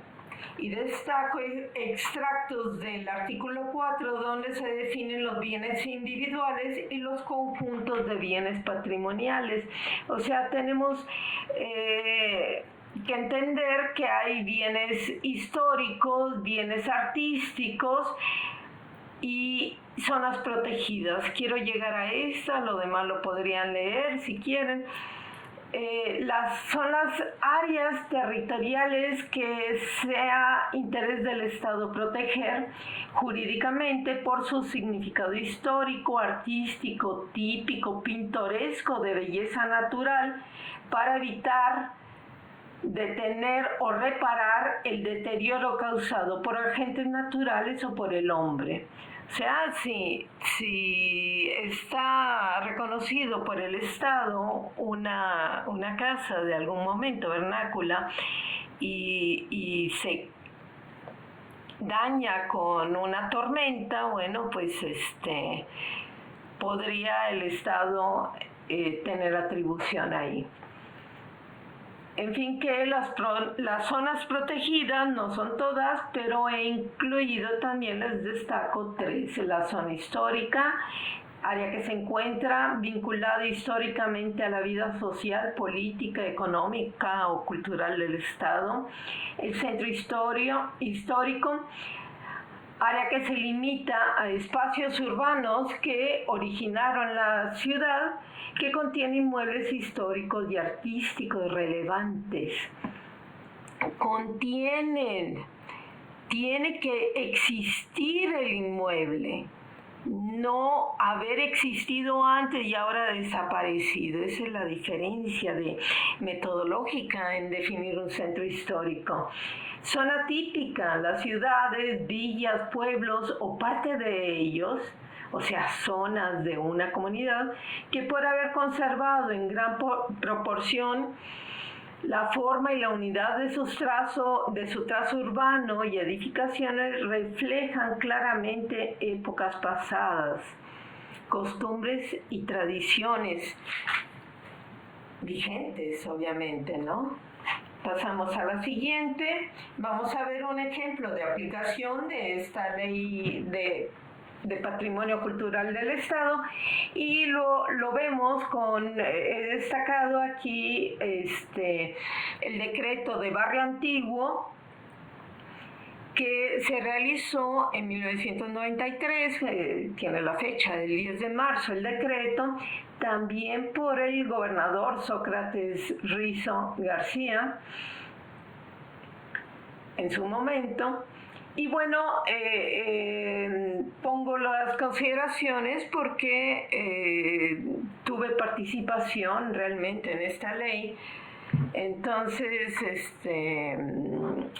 quiero leerles esta parte. Los edificios existentes en el barrio con valor histórico y artístico o con valor arquitectónico vernáculo son documentos reconocidos como únicos e irrepetibles en esta ciudad de Monterrey, Nuevo León. Ese es uno de los párrafos de estos 3 páginas de considerandos que considero muy importantes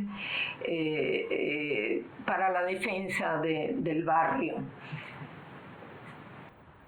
La siguiente, por favor, la diapositiva 10. Miren, ya vimos lo que es la ley federal, al menos para entenderla sin meternos muy profundo, porque no tenemos el tiempo para hacerlo. La ley estatal, para que sepan que existe, la pueden encontrar en internet, al igual que la aplicación de la misma en el caso de Monterrey con el Barrio Antiguo. Ahora, ¿qué son los mitos que se han hecho sobre la arquitectura protegida o lo que pretenden intereses distintos a la protección del patrimonio? Y se dan mucho en nuestra entidad, ¿no? El mito 1, se preservan solo fachadas. ¿Cuántos proyectos hemos visto que intentan imponerse arquitectura protegida y bueno, no caben? Eso no es cierto, no se preservan solo fachadas, debe de ser conservación integral. El interior, los espacios, los elementos, todo lo que tenga un valor, hasta puede ser en capas históricas, lo que está dentro. Y estamos conservando 2 cosas, estamos conservando el espacio integralmente, como el tiempo. Les explico, la arquitectura es cuadridimensional. El teórico físico sueco Oscar Klein, 1894-1977, afirmaba que a diferencia de la tridimensionalidad del espacio que se desplaza longitudinalmente, la cuarta dimensión se desarrolla en espiral, por eso no es perceptible, excepto tal vez para el ojo entrenado. A ver esto, pues a través del análisis, el estudio del edificio, la intervención, manteniendo la autenticidad e integridad del documento histórico inmueble, logramos hacer visible el tiempo. Eso es el objetivo al intervenir un edificio, actualizarlo. Necesitamos hacer visible el tiempo y entonces sí tenemos esa cuadridimensionalidad de la que hablamos. El lenguaje arquitectónico se da en forma integral, en sus muros, techos, espacios y sus épocas varias. ¿Cómo sucede esto? Posiblemente se determinan a detalle los elementos de valor que componen el inmueble y los estudios son caso por caso, no es como vamos a quedarnos sin patio y vamos a destruir todo y dejar nada más la fachada, ¿no? Mediante dictamen técnico de los valores del edificio, la institución analizará antes de dar o no un visto bueno.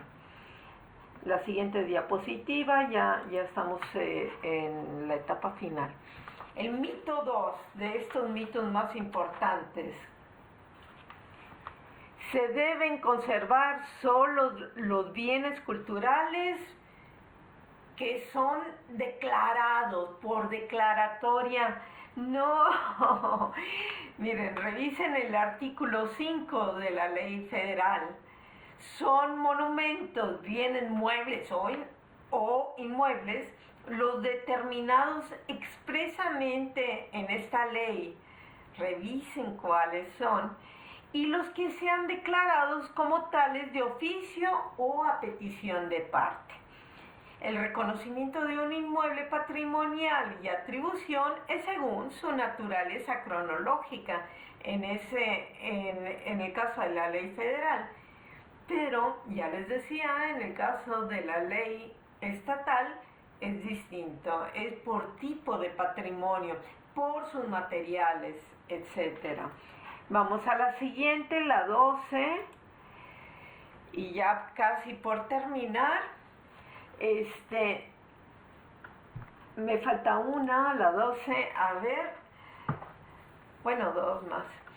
El mito 3. Se obliga a salvaguardar solo si están en catálogo impreso, en una publicación. No, tampoco es así, les explico. La relación de inmuebles relevantes, eso es lo que significa un catálogo o una relación nacional, ¿no? Inmuebles relevantes y representativos publicados son indicativos, una guía de referencia. Los inventarios se retroalimentan con avances de investigación científica y específicas. La literatura y publicaciones ayudan a la difusión del conocimiento sobre el conjunto patrimonial territorial, o sea, todos los individuales o las zonas. Esto es muy importante porque mientras avanzan las investigaciones, pues vamos encontrando cosas muy importantes de la historia de un inmueble. Vamos encontrando materialmente elementos de los cuales no sabíamos, o vamos encontrando además quiénes vivieron allí, cómo sucedió. Vaya, y desde el punto de vista de la restauración, pues los avances científicos para investigar la antigüedad de un inmueble o la composición físico-química de un inmueble, pues están mucho más adelantados, ¿no? Por eso es que siempre se está retroalimentando estos inventarios y se puede dictaminar o no esté. Todo debe estar protegido siempre y cuando sea un bien identificado por una ley o por la otra, por la federal o la estatal. Se deben conservar los publicados como los declarados por oficio. O sea, aplica la preservación para ambos. Eso me recuerda este inmueble que perdimos no hace mucho, contra todo, México 123, Colonia Obispado, ¿no? Por más que peleamos, peleó el Colegio de Arquitectos, tratamos, era muy importante, era un edificio realizado inclusive con los mismos materiales de la Basílica de la Purísima, en fin, no nos metamos, constantemente perdemos cosas, pero también ganamos muchas y se mantienen. Se deben conservar los publicados como los declarados por oficio. La institución competente integra catálogos, inventarios, relaciones con los expedientes de referencia de los casos de su tutela para dar seguimiento a su conservación. Pasamos ahora sí al final. Tengo un ejemplo de lo que está sucediendo actualmente en la ciudad. Claro, esto tiene un par de años. Este intento de realizar dos torres que parecen, yo decía, como orejitas al Círculo Mercantil de Monterrey, una obra muy padre, muy importante de nuestra historia, en pleno centro, en el núcleo del primer cuadro de la ciudad, en Zaragoza con Ocampo, y se pretendía levantar estas torres, que dice, dos torres gemelas de 53 pisos, y decían que podían conservar el círculo mercantil. La verdad, lo que hay que hacer de excavaciones para torres de 53 pisos, dos, en ese terreno que inclusive es más pequeño de lo que era anteriormente cuando se ampliara la calle Morelos, pues no cabría, no se puede construir edificios tan altos y conservar el patrimonio cultural integralmente. Hubiera quedado, y a lo mejor hasta eso lo destruirían, la fachada. Entonces, qué bueno que no se va a hacer. Me tocó realizar el dictamen técnico para determinar esto cuando recientemente he dejado de ser enlace INBA para el Estado de Nuevo León, pero pudimos trabajar, ese era mi trabajo, identificar y ver si es posible lo que se pretende. No pasó de ser una iniciativa, muchos se oponían, sobre todo el Círculo Mercantil es uno de nuestros edificios patrimoniales que tienen gran vigencia todavía entre la comunidad. Y bueno, esto es un ejemplo de lo que sucede en Nuevo León, en nuestra entidad. Este es el panorama que tenemos, con el que estamos trabajando, es cambiante.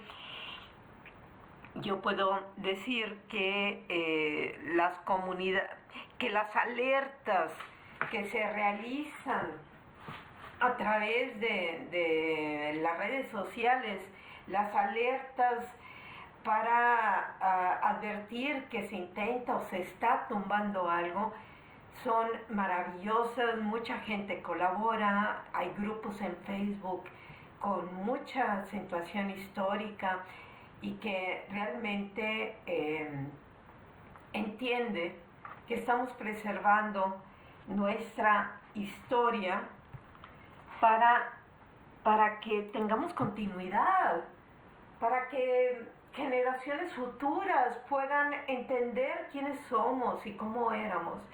Entonces, bueno, los bienes culturales son fuente de memoria histórica, identidad. Juntos podemos conservarlos vivos. les agradezco haberme escuchado. Aquí termino al menos la charla. Seguimos con el diálogo, con sus preguntas. Muchas gracias. Muchas gracias, Rocío. Muy interesante todo esto que nos comentas. Sabemos que tienen varias preguntas, tanto de Facebook como de Zoom. Entonces, Karina, ¿tienes alguna para iniciar ahora de Facebook, por favor? Sí, mira, Manuel, si preguntan gustas específicamente introducirte qué se tiene que hacer para el decreto de zona federal protegida. No, okay. ¿Puedes repetirla, perdón? ¿Qué se tiene que hacer para hacer un decreto de zona federal protegida? Yo supongo que se refieren a esta zona de Barrio Antiguo y Santa Lucía. Okay. Sí, a la zona federal de monumentos, es para mí la pregunta, perdón. Sí, el decreto de zona federal de monumentos es un proceso interdisciplinario que debe de realizarse primero a través de un documento técnico que genera el propio Instituto Nacional de Antropología e Historia a través de la Coordinación Nacional de Monumentos Históricos. Es un proceso que lleva varias fases. Obviamente hay una fase de investigación, de documentación, de análisis de los valores patrimoniales, y con base en ello se puede definir si cuenta, puede hacer zona federal de monumentos. Ese ejercicio también debe de implicar en algún momento la participación de los gobiernos locales en el apoyo a esa moción, y también se hacen una serie de procesos que finalmente deben de culminar con la difusión a través de periódicos oficiales en la localidad, en el estado de Nuevo León en este caso, que pueden definir la validez y pertinencia de esta zona federal de monumentos. Con base en ello hay un trámite que deberá concluir con la firma del decreto y la publicación en el Diario Oficial de la Federación para determinar el perímetro, el polígono y los monumentos que quedarían bajo el cobijo de esta nueva declaración. Es un proceso que pues, varía dependiendo del tipo de proyecto, la zona. Baste decir que la administración pasada, el gobierno federal no alcanzó a emitir ningún decreto, pero en este inicio de esta nueva administración ya hay un primer decreto federal, que fue el último decreto, llegando a un número de 60, que es el de Tiosuco en Quintana Roo, y que, bueno, pues señala que de alguna manera hay un interés permanente de la administración federal y del instituto para que puedan desarrollarse algunos otros decretos, ¿no? Entonces, deberá iniciar con eso, con una propuesta de solicitud, en este caso del gobierno local, Salina, directamente. Gracias, arquitecto. ¿Quieres leer otra, Nelly? Anneli, a lo mejor me escuchas. Ok, quisiera comentar que precisamente aquí en Monterrey hay 2 decretos federales pendientes de patrimonio artístico inmueble. Una es la Basílica de la Purísima, arquitectura de los años 40. Igualmente, el Hospital de Zona del Seguro, sobre la avenida Pino Suárez. Esos 2 decretos existe expediente, y claro, con los cambios de la Secretaría, de la estructura de la Secretaría, esos se quedaron pendientes. Ojalá próximamente, ya que si ya hicieron el de Tijosuco en Quintana Roo, tal vez nosotros acá, a través del INVAL, podamos tener estos otros 2. Vale, gracias por el dato, Rocío. Esperamos que esto pueda avanzar. De hecho, sabemos que también hay iniciativas por parte de ciudadanos aquí en el estado de promover las de zonas de monumentos y que también tengamos oficialmente a nivel nacional un centro histórico por parte de Nuevo León. Por otro lado, tenemos otra pregunta sobre cómo sensibilizar, frenar a las inmobiliarias que tienen puesta la vista en centros históricos. ¿Te ha tocado algo en esa experiencia, Manuel? Sí, pues es el pan nuestro de cada día. Es un tema, pues sí, difícil, la verdad, de lograr el proceso de convencimiento.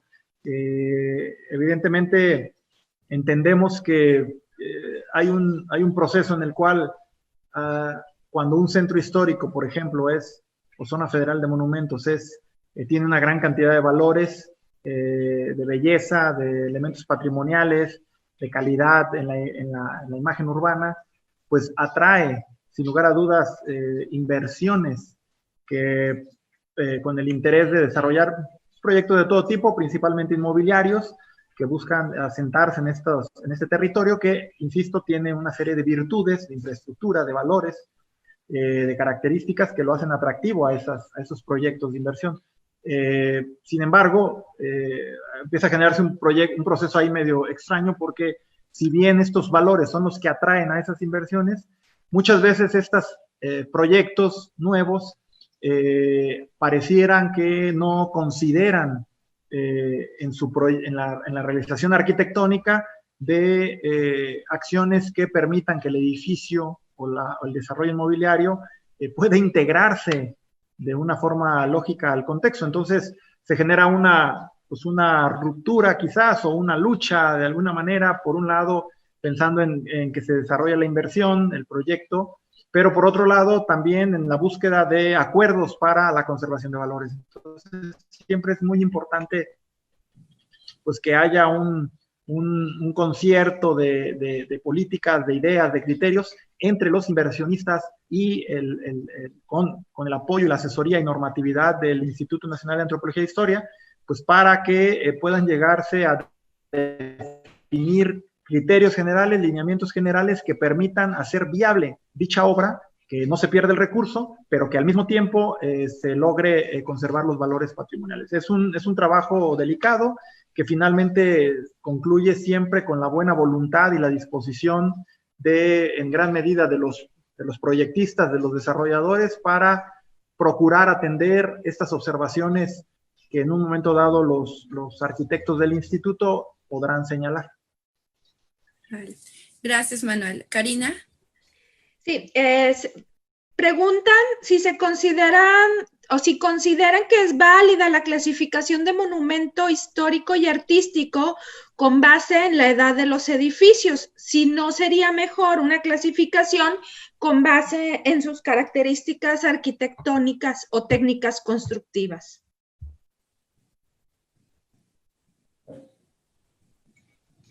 Claro, digo, sí, es una visión también en algunos países, si mal no recuerdo, funciona así, pero pues también tiene sus particularidades, ¿no? Muchas veces es más fácil argumentar con base en la línea de tiempo, con base en la fecha de nacimiento de un inmueble, porque eso puede determinarse con argumentos sólidos y con investigación histórica. Por aquí anda mi compañera, la maestra Julieta García, que es historiadora de la Coordinación Nacional de Monumentos Históricos, y que, pues, argumentos que los historiadores permiten evaluar y determinar en un dado momento el origen y la fecha de antigüedad de un edificio.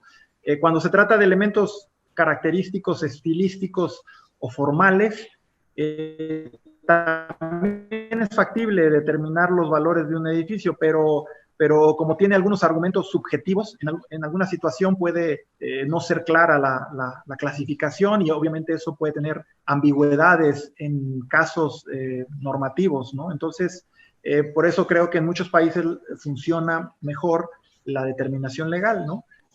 Sí hay que señalar que hay algunas propuestas que consideran que quizás debería extenderse ya la determinación de la fecha de antigüedad para poder considerarse quizás a otros monumentos ya del siglo XX como monumentos históricos, lo cual pues, suena como una idea evolutiva lógica. Gracias. No sé si Rocío quisiera aportar algo.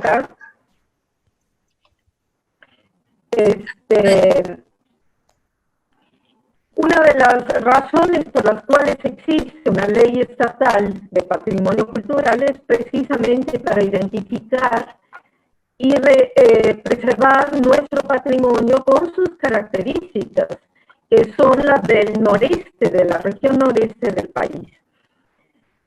Y las instituciones federales utilizan también la opinión del Estado. Si el Estado tiene una ley y hay un registro de ese patrimonio, se considera, se respeta.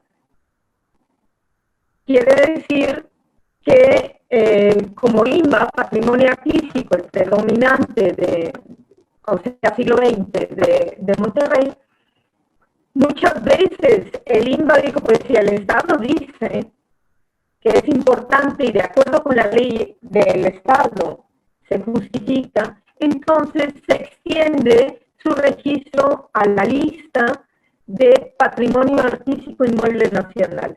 Y en el caso de Lina, bueno, ustedes todos los días están lidiando con lo mismo, ¿no? El reconocimiento del bien patrimonial es muy importante, el reconocimiento legal, o sea, el registro de ello, pero también la opinión de la comunidad es muy importante.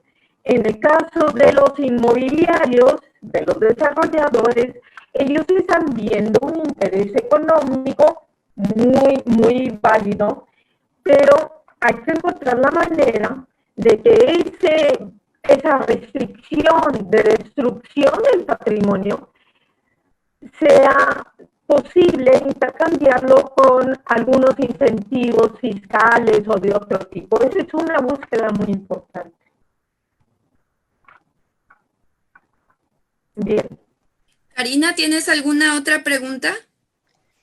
Hay otra más, que si puede ser compaginada respecto a los polígonos, una declaratoria de zona de monumentos históricos y una zona de monumentos artísticos, que le gustaría conocer la experiencia de la Ciudad de México y si esta doble declaratoria refuerza la conservación del patrimonio edificado.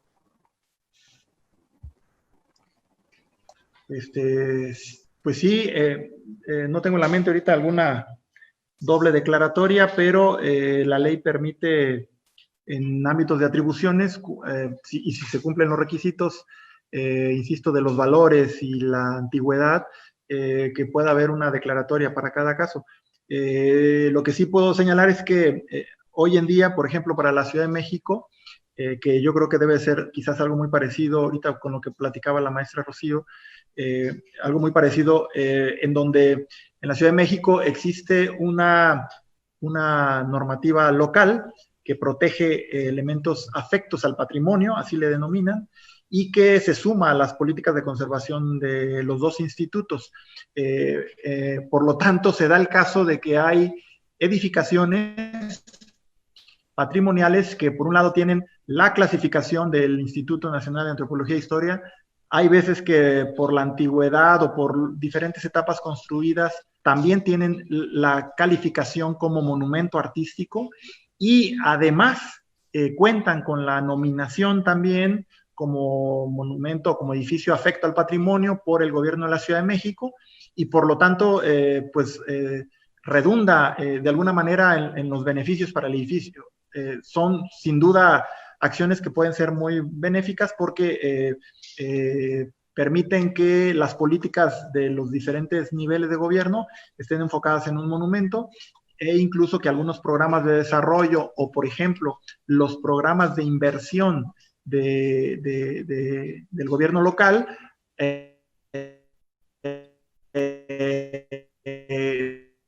destaquen que ese bien está clasificado, protegido las normativas de las 3 instancias. Entonces, sin lugar a dudas, sí hay casos en donde se traslape esta clasificación de protección, y yo creo que pues en cualquiera de los casos debe de ser positiva.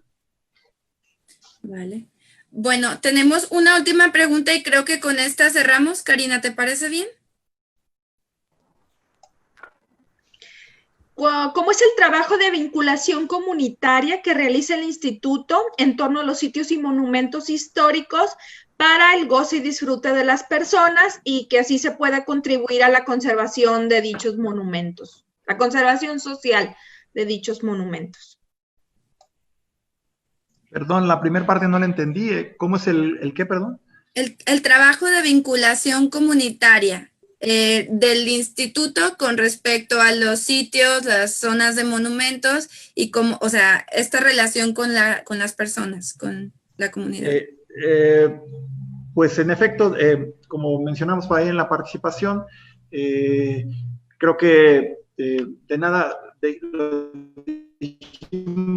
sirve conservar un monumento si no tiene un uso definido, si no tiene un fin. Y lo mismo sucede, bueno, con conjuntos o con espacios más amplios de valor patrimonial.